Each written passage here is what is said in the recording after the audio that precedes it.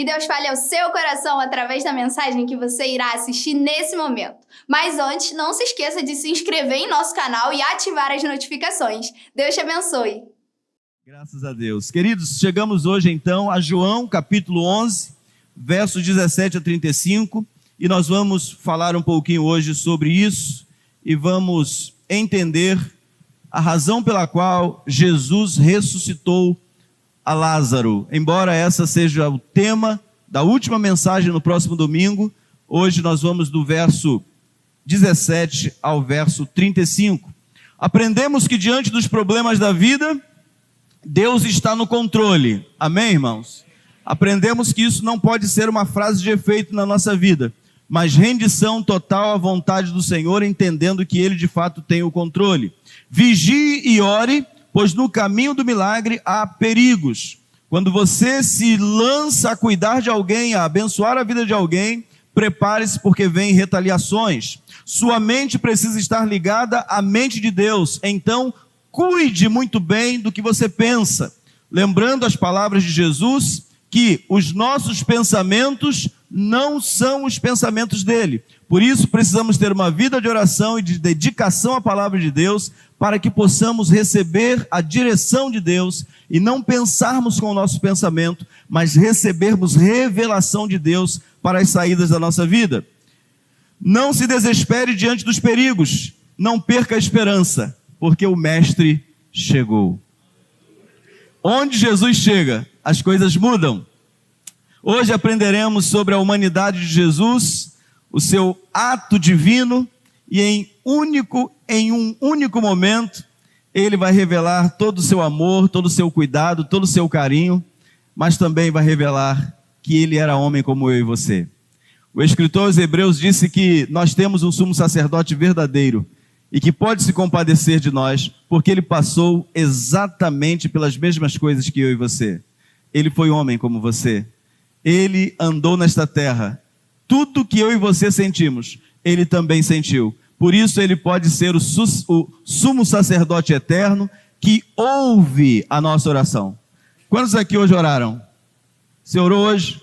Glória a Deus, Ele te ouviu. Isso traz alegria ao seu coração, saber que o Deus Criador dos céus e da terra, o teu Senhor, o teu Salvador, o amigo Jesus te ouve. Para mim é muito confortante, é muito abençoador. A humanidade de Jesus, ao chegar, Jesus verificou que Lázaro já estava no sepulcro havia 4 dias. Notem que não fala de morte, mas de estar no sepulcro durante já 4 dias. Prestem bastante atenção. Um judeu geralmente ficava de 1, 2 a 3 dias até sepultar. Quantos aqui sabiam disso?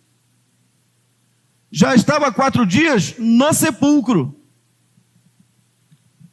O que Jesus está para realizar, não importa quanto tempo a dor esteja apertando o seu coração. Não importa quanto tempo a luta chegou na sua casa e parece que não vai sair nunca mais. Jesus já respondeu a sua oração. É só uma questão de tempo. Você já orou, você já pediu, você já clamou, muda o seu rosto, se alegre na presença do Senhor, porque o socorro já veio. Quando a gente crê, queridos, em Jesus, a gente já pede celebrando, a gente já pede cantando, a gente já pede e vai deixando todo o peso da luta, da dor, da tristeza, da perda de um ente querido, quem sabe? Já vamos deixando para trás, porque Jesus chegou. Ao chegar, Jesus verificou que Lázaro já estava no sepulcro havia 4 dias. Betânia distava a cerca de 3 quilômetros de Jerusalém, e muitos judeus tinham ido visitar Marta e Maria para confortá-las pela perda do irmão. 3 quilômetros. Eu creio que eu faça 3 quilômetros ou 3.000 metros em, acho que uns 4 a 5 minutos, porque eu corro bem. Não sei de onde está vindo essa risada. Mas 3 quilômetros é o quê? 30 minutos, 40 minutos, andando bem, andando normalmente, mas andando bem, você vai levar aí 30, 40 minutos, quem sabe. Jesus poderia ter chegado no mesmo dia, Mas deixa eu te dizer uma coisa. Só Ele sabe a hora certa de te dar o que você precisa. Às vezes, queridos, Ele quer ter uma intimidade conosco, tal, que Ele sabe que se não nos levar ao extremo do nosso sofrimento, a gente nunca vai experimentar o cuidado dEle e a presença dEle. É natural que eu e você, debaixo de provação, façamos muitos votos. A gente aprende a fazer votos na dor. Quando a gente está lá no hospital, não mexe, só mexe a cabeça ou só o olho. A gente fala: Senhor, se o Senhor me tirar daqui, os meus pés, as minhas mãos. Não é assim? Quem já fez aí? Senhor, se o Senhor me tirar. Quem já orou assim? Se o Senhor me tirar dessa situação, que eu não sei como é que eu me meti nisso. Se o Senhor me tirar, olha, eu vou ser crente, mais crente que o pastor da igreja. Porque é natural, quando estamos em dor, quando estamos frágeis, olharmos para o Senhor e falarmos palavras que ao nosso coração soam: eu estou conquistando Deus. Eu estou mexendo com o coração de Deus. Deixa eu te falar uma coisa. Ele te ama. Não há nada que você faça, seja negativo, seja positivo, nada. Ele te ama e Ele não muda. Nós temos um Deus imutável. Ele nunca deixou de te amar. Ele nunca deixou de ser seu amigo. Ele só tem um tempo certo para trazer a sua conquista, a sua vitória, aquilo que você sonha, aquilo que você precisa. A limitação nos leva a termos fé em Jesus. E graças a Deus por isso. Quando Marta ouviu que Jesus estava chegando, foi encontrá-lo, mas Maria ficou em casa. Disse Marta a Jesus: Senhor, se estivesses aqui, meu irmão não teria morrido. Mas sei que mesmo agora, Deus te dará tudo o que pedires. Marta era uma mulher de fé. Marta acreditava que Jesus era o Filho de Deus que deveria vir ao mundo. Marta tinha convicção de que Ele era o Cristo, o Messias que deveria vir ao mundo. Mas ela ainda não tinha experimentado a divindade de Jesus plena. E Jesus queria apresentar-se a ela como a ressurreição e a vida. Quantos sonhos, quantos projetos, quantas pessoas já passaram pela sua vida? Quantas coisas já vivemos?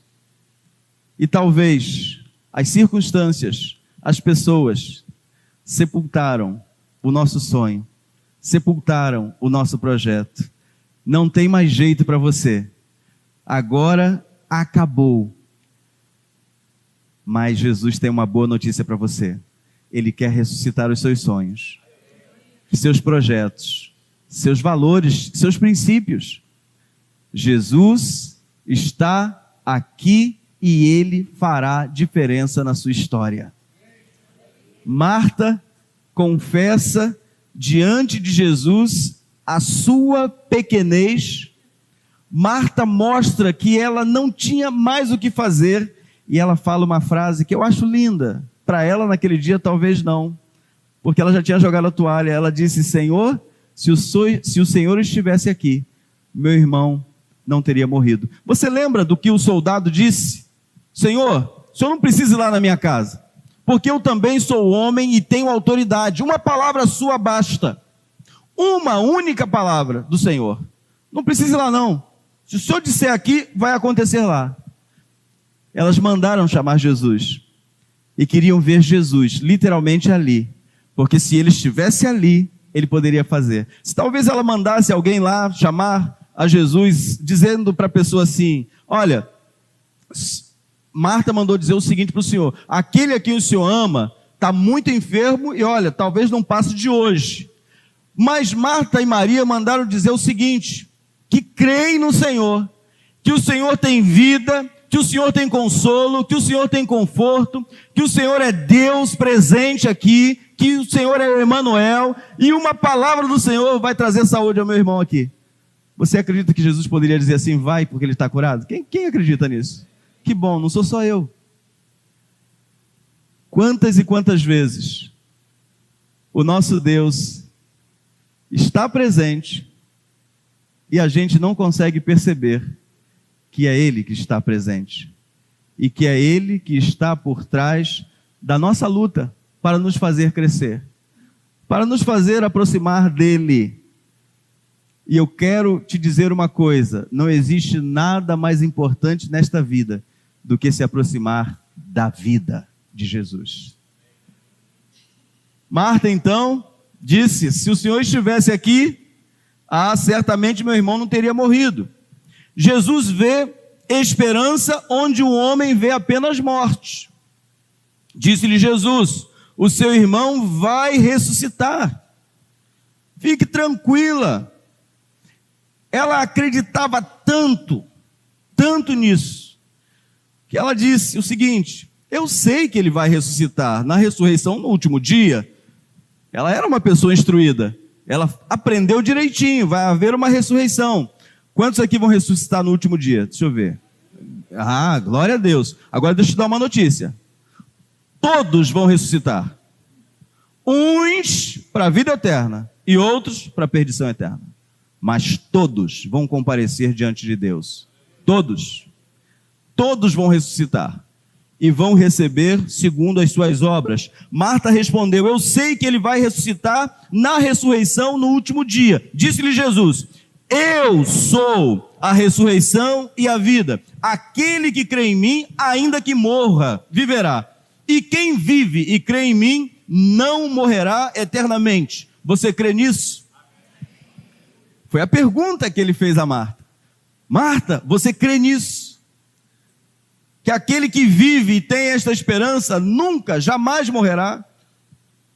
Eu e você, queridos, já passamos da morte para a vida. Nós estávamos mortos nos nossos delitos, nos nossos pecados, mas pela graça de Jesus nós fomos salvos. Ninguém aqui merece ser salvo, mas Ele tocou no nosso coração quando ouvimos com fé a palavra do Evangelho e acreditamos que Ele perdoa o pecado e nos dá a vida eterna. Eu e você podemos celebrar, podemos nos alegrar. Há algo melhor para nós depois desse tempo de dificuldade aqui. Alguém aqui já fez uma viagem longa? Viagem longa? Mas não é daqui para o Lagarto, não. É longo também, mas viagem longa, né? Já foi aqui para o norte, para o sul, ou saiu do país. As pernas incham. Incha ou não incha? As pernas incham.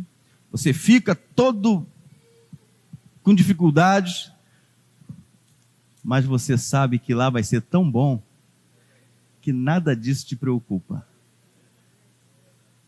Você sabe que a chegada lá vai ser tão reveladora, vai ser tão gostoso, que você não se preocupa com todo o sofrimento da viagem.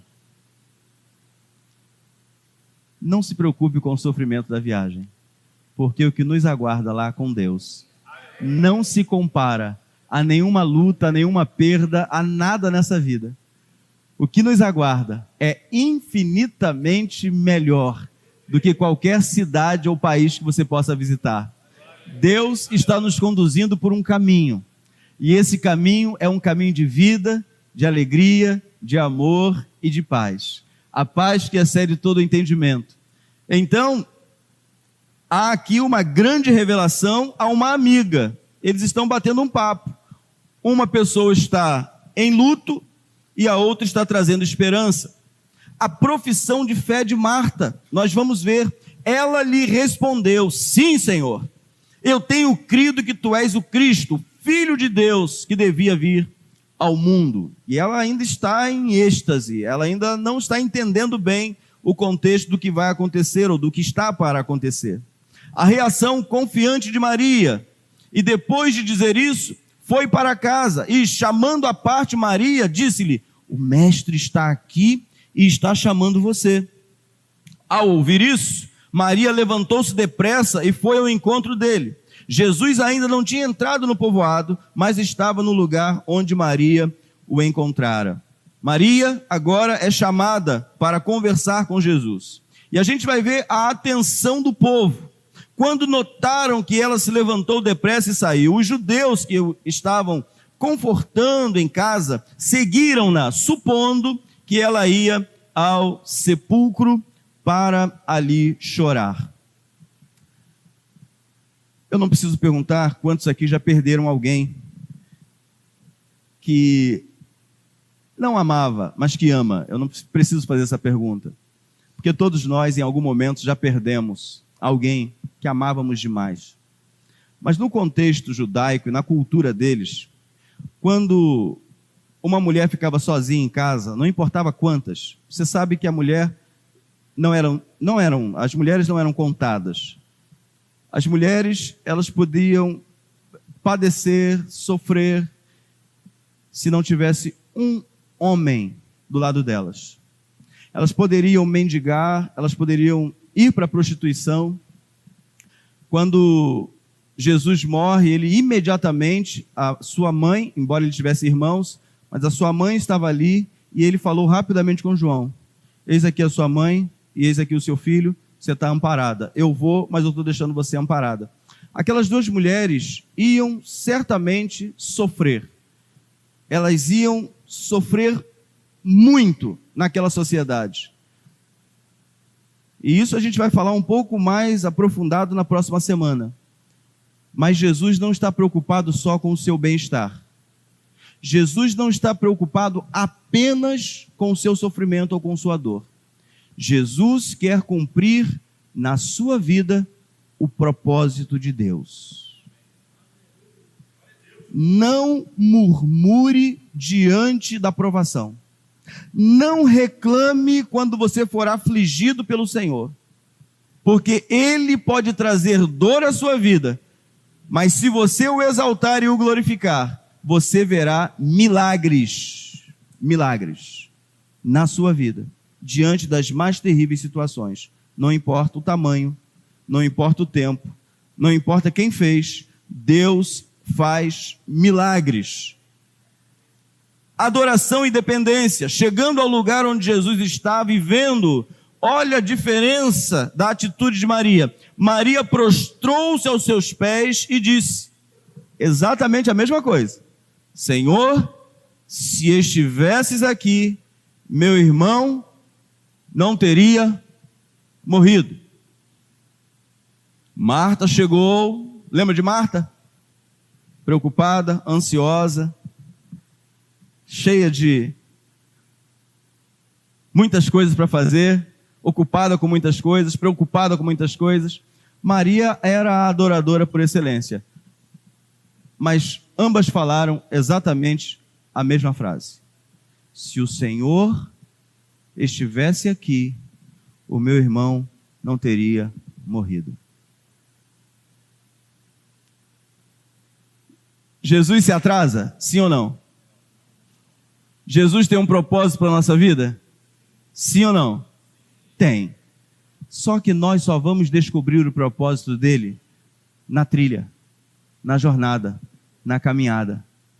Querem ver uma coisa? Quantos aqui já receberam o livramento do Senhor? Você já imaginou se Deus não te desse essa experiência? Você agora ia ficar assim, ó. Não. O Zorimar está ali, recebeu um grande livramento essa semana, não foi? Recebeu ou não recebeu? Aí eu te pergunto, Zorimar, será que você, depois dos 75 anos, ainda precisava passar por mais essa experiência de livramento? Não, mas Deus tem propósitos. Ele não tem filhos prediletos. Quando você for afligido por um problema, quando você for afligido por algo que fugiu do seu controle, Deus não perdeu o controle. É Ele quem vai te abençoar, é Ele quem vai te ajudar.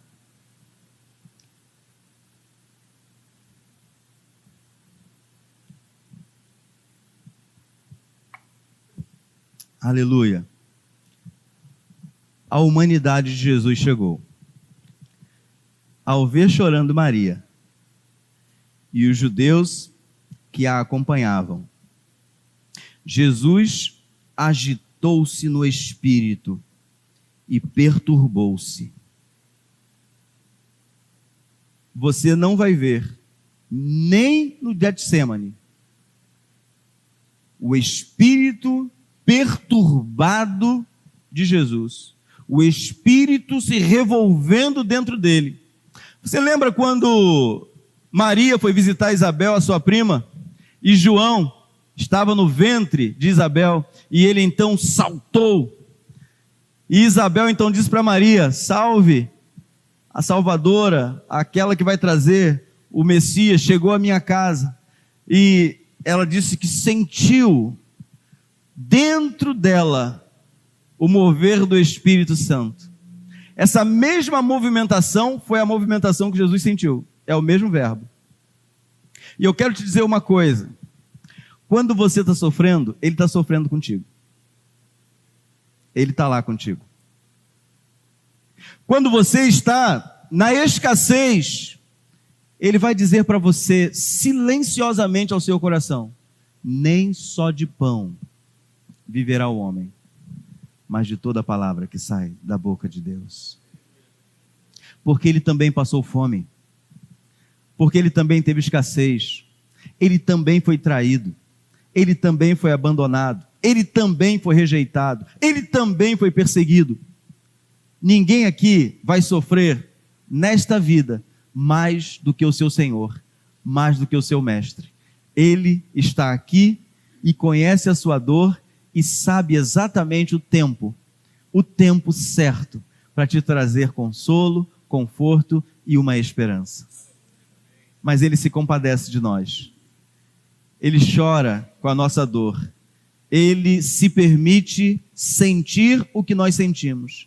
E Ele diz o seguinte: onde o colocaram? Perguntou ele. Vem e vê, responderam eles. Vamos juntos? Jesus chorou.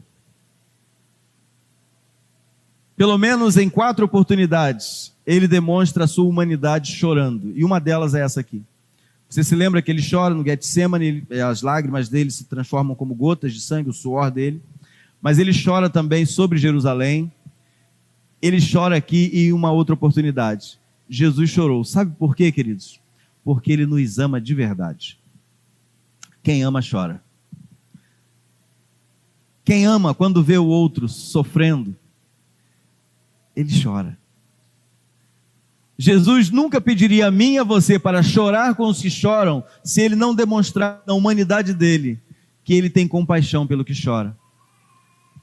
Ele tem compaixão pelos que estão no caminho, com fome, com sede, com frio, precisando de um alento, de uma ajuda, de um cobertor. Ele disse: olha, se vocês fizerem isso por qualquer um desses pequeninos, vocês estão fazendo por mim. Senhor, quando foi que nós te demos alimento? Quando foi que o Senhor estava com fome e nós te alimentamos? Quando estava com frio? Quando foi isso? E Jesus então olha para eles e fala: olha, se vocês fizerem por qualquer um desses pequeninos, vocês estão fazendo por mim. Hoje nós vimos mais uma família chegando aqui pela manhã. Eu acho que tinha umas 5 ou 6 pessoas, não sei. Eu não tive a oportunidade de ver. Mas os irmãos que cuidaram, né, os irmãos que saíram para comprar alimento, para dar alimento àquela família, que Deus abençoe vocês. Eu não quero que você venha à igreja olhando só para a porta aberta, para receber alguma coisa. Eu quero que você olhe os que estão abatidos, enfermos, necessitados, porque o nosso papel aqui é fazer, não é falar as mesmas palavras de Jesus. A gente ensina, mas a gente precisa ser prático. E eu hoje fiquei muito feliz. Aquela família foi muito bem recebida, aquela família foi bem cuidada, e muitos ainda estão por vir. Se nós aprendermos a chorar com os que choram, se nós entendermos que nem todo mundo tem o pão, diariamente, seguro, se nós começarmos a entender isso, e mostrarmos toda a nossa humanidade, e o nosso sentimento de cuidado para com os outros, sabe o que vai acontecer? Deus vai nos dar em dobro. Deus vai fazer algo extraordinário na sua vida. Por quê? Porque você é generoso com os que sofrem. A Bíblia diz em Provérbios: ao Senhor empresta aquele que se compadece do pobre. Jesus chorou, mesmo sabendo o que Ele faria em seguida. Isso é para nos ensinar a, quando chegarmos em um lugar, não olharmos apenas para as nossas necessidades, não olharmos apenas para nós mesmos, mas observarmos. Jesus tinha um olhar tremendo. No meio de uma multidão, ele olhava uma mulher. No meio de um grupo grande, ele tinha o olhar voltado, literalmente, individualmente, para cada pessoa. E ele via o coração. Que nesta noite, eu e você, sejamos aceitos por ele, com um coração humilde, sincero, quebrantado e disposto a chorar com os que choram. Porque aqueles que choram com os que estão chorando, amanhã serão consolados também. Mas se a gente passa na rua e não sente nada pelos que estão ali, jogados, se você e eu não conseguimos sequer sentir um pouquinho de misericórdia e vontade de mudar aquela situação, a lágrima de Jesus não vai fazer nada no coração daqueles.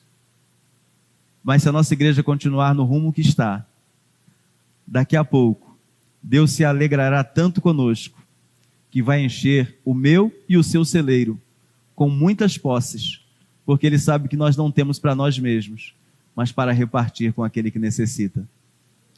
Ninguém pode dar aquilo que não tem. O que Jesus estava para dar, só Ele podia dar. Mas Ele, antes de doar, Ele teve compaixão. Ele teve misericórdia. Ele teve um sentimento legítimo de cuidado e amor. Eu não sei há quanto tempo você está chorando. Eu não sei há quanto tempo você está buscando uma resposta. Eu não sei em que condição você chegou aqui, mas eu sei como você pode sair. Se você abrir a porta do seu coração e deixar Jesus entrar, pastor, já sou crente, não tem problema não. Se Deus te trouxe aqui é para você recebê-lo, para que você não seja surpreendido amanhã com nenhuma outra circunstância adversa, achando que aquilo ali é o teu fim. Não é o teu fim, porque Jesus já respondeu a sua oração. Aquilo que te aflige, aquilo que te machuca, tenha certeza, Ele já ouviu e Ele já veio em teu socorro. Como homem, Jesus sofreu as nossas dores, Ele se permitiu emocionar, mesmo quando sabia o resultado final da incursão. Isso nos ensina muito. Aquelas pessoas que ali presenciaram os fatos, doença, agravamento, pedido de ajuda, a demora de Jesus, morte, sepultamento, assim como disse Marta e Maria, que imaginavam que nada mais poderia ser feito após a partida de Lázaro, a não ser aguardar a ressurreição do último dia.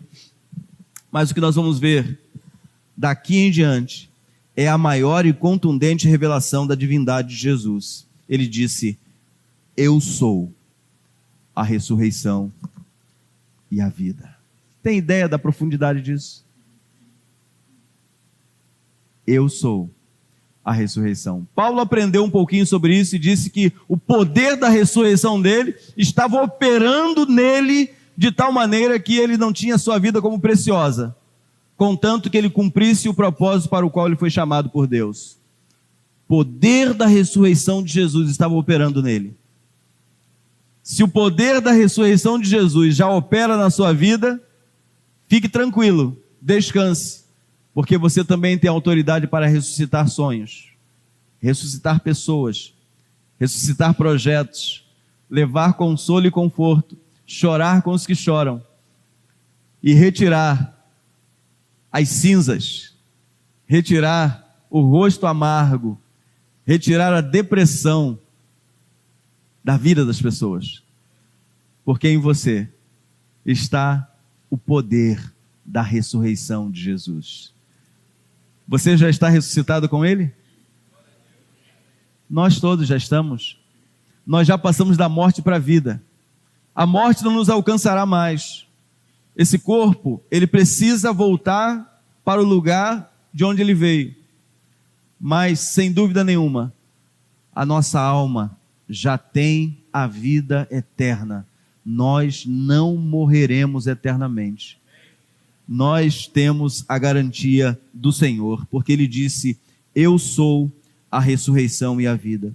Diante da sua limitação, creia que Jesus tem todo o poder para reverter qualquer catástrofe, seja ela qual for, pois Ele é a ressurreição dos seus sonhos, projetos, família, relacionamentos, mas sobretudo da sua própria vida e história, porque Ele é a vida eterna e nós estamos naquele que é a vida. Nós estamos naquele que é verdadeiro. Se hoje celebramos a ressurreição de Jesus, se hoje eu e você estamos aqui como igreja para cultuar o nome dEle, para exaltar o nome dEle, é porque nós cremos de todo o nosso coração que Ele veio, que Ele morreu, ressuscitou e está voltando para buscar a sua igreja.